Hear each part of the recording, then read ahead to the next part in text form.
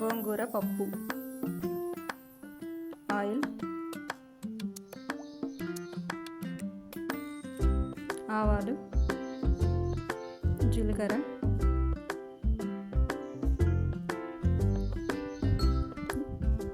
పచ్చిమిర్చి, ఎండుమిర్చి,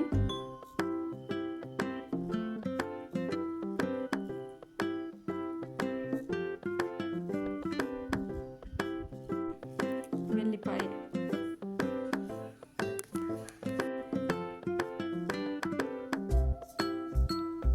ఆనియన్స్,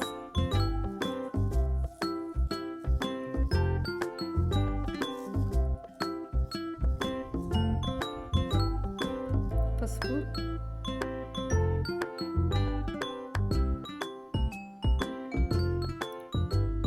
గోంగూర,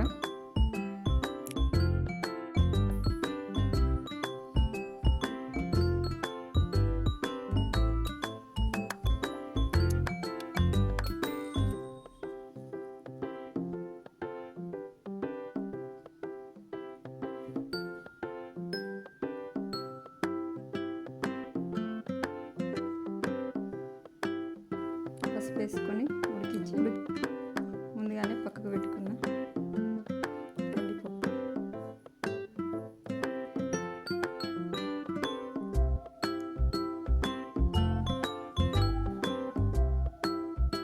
తాలింపు వేయించిన తర్వాత కాసేపు